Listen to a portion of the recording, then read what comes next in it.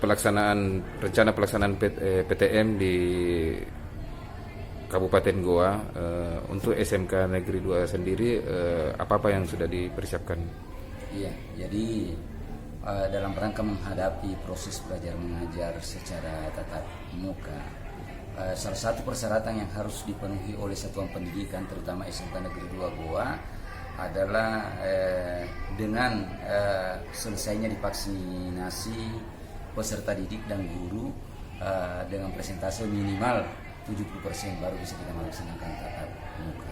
Dan dalam rangka itu kemarin baru saja selesai kita mengadakan vaksinasi massal di SMK Negeri 2 Goa ini, tentu saja agar target yang dipersyaratkan untuk tatap muka bisa tercapai. Dari segi kurikulum, misalnya roster,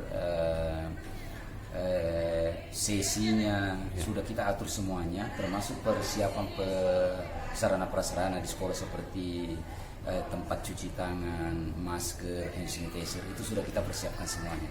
Jadi pada dasarnya SMK Negeri 2 Goa siap menghadapi pembelajaran tatap muka. Iya, kemudian dengan pembagian sesi tadi dengan sistem 50% ya. Iya.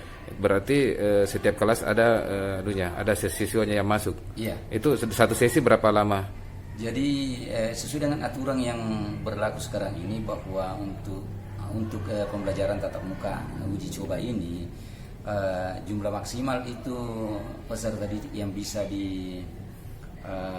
masuk ke sekolah setiap sesi adalah 50%. Nah, untuk mengatur pembagian sesinya ini, kita mengambil data dari absensinya, yaitu nomor urut ganjil di absen itu misalnya masuk di sesi pertama, sementara nomor urut genap di absen masuk sesi kedua. Ya. Dan jumlah jam per harinya itu hanya dibatasi 3 jam pelajaran saja. Ya. Nah, terkait dengan misalnya nanti persiapan uji coba nanti ini, apakah setiap misalnya siswa mau masuk itu dilakukan pemeriksaan suhu tubuh dulu atau bagaimana? Iya, jadi pelaksanaan tatap muka terbatas ini nanti memang sangat ketat protokoler kesehatan COVID yang kita terapkan. Ya. Mulai dari perjalanan dari rumah sampai ke rumah itu memang sudah ada SOP-nya semuanya. Ya. Nah, ketika sampai di sekolah kita lakukan lagi pemeriksaan misalnya suhu tubuhnya seperti apakah layak atau tidak. Kalau tidak layak mungkin disarankan untuk pulang dulu, tidak masuk belajar.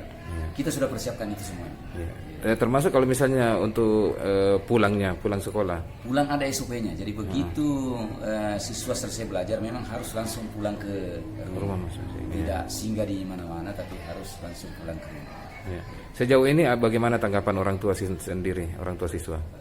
Sekarang ini ada beberapa tanggapan dari orang tua siswa, ada termasuk pelaksanaan vaksinasi itu ternyata masih ada beberapa orang tua yang tidak mengizinkan anaknya untuk vaksin, tapi itu tidak mengurangi.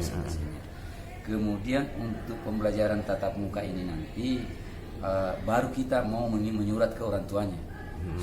Untuk membuat surat pernyataan apakah putra putrinya diizinkan untuk masuk tatap muka atau tidak. Karena ini tidak ada paksaan sebenarnya dari orang tua. Tergantung dari orang tua apakah mengizinkan anaknya untuk tatap muka atau tidak. Itu sementara kita antisipasi, itu persiapkan. Jadi kita belum tahu persentasenya berapa orang yang siap atau tidak. Nah, kemungkinan kalau misalnya yang belum siap itu apakah prosesnya tetap dilakukan secara daring? Iya. Jadi yang belum divaksin atau tidak mendapat izin dari orang tua itu tetap pembelajarannya daring. Secara daring. Terakhir harapan-harapan Bapak Kepala Sekolah sendiri terkait dengan rencana PTM terbatas ini, apa saja yang menjadi harapan untuk kelangsungan pendidikan? Iya, harapan kami sebenarnya yang pertama mudah-mudahan COVID ini cepat berlalu.